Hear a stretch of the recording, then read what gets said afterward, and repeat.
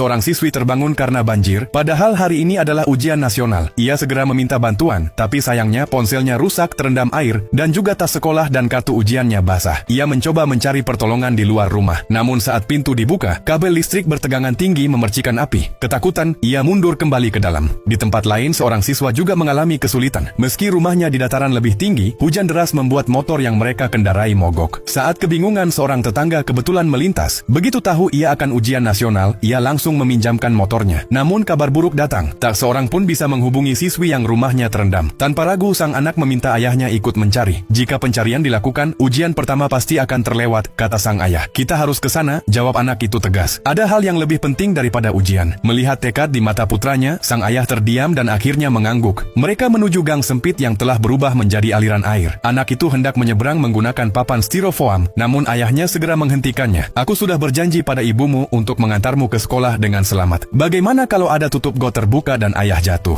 Bagaimana kalau ada listrik bocor? Justru karena berbahaya itulah ayah yang pergi, kamu harus ujian, sedangkan ayah tidak. Di dalam hatinya, sang ayah tahu masa depan anaknya lebih penting daripada dirinya. Ia memeluk papan styrofoam, bertumpu pada tongkat, dan dengan susah payah bergerak menembus genangan air. Saat itu siswi yang terjebak sedang berteriak minta tolong di halaman. Begitu melihatnya datang, ia langsung menyebutnya sebagai penyelamat. Setelah berhasil keluar, datang kabar baru. Sebuah penyeberangan darurat telah dibuka untuk membawa peserta ujian menyeberang. Tanpa ragu, sang anak segera bergegas sambil membonceng gadis itu. Sementara ayahnya berlari di samping mereka. Di mata sang anak, ayahnya tampak begitu luar biasa. Meski begitu, keadaan masih kacau. Banyak peserta dari pinggiran kota dan desa masih terjebak. Bus penuh siswa tertahan di jembatan, sementara yang lain menunggu dengan panik di halte. Waktu ujian hampir tiba, namun jumlah siswa dan pengawas di lokasi bahkan belum mencapai 1/5 dari seharusnya. Pihak berwenang segera mengeluarkan pengumuman darurat. Ujian akan ditunda 1 jam. Menteri Pendidikan turun langsung ke lapangan. Kepala sekolah, guru, dan polisi ikut bergerak. Guru-guru menjemput siswa dengan kendaraan pribadi. Tak disangka, banyak relawan ikut membantu tanpa diminta. Para guru terharu hingga meneteskan air mata, membungkuk sebagai tanda terima kasih. Akhirnya ujian dimulai. Seperti pepatah lama, badai pasti berlalu. Segalanya kembali tertib. Para siswa mengerjakan soal dengan tenang, melangkah lebih dekat pada impian mereka. Saat bel tanda selesai berbunyi, ujian yang sempat tertunda pun resmi berakhir. Para siswa keluar dengan rapi, namun setibanya di gerbang sekolah, mereka serempak berhenti. Air mata mengalir, dan mereka mengucapkan terima kasih. Tak semua orang bisa menghentikan bencana, tetapi setiap orang bisa memilih untuk peduli.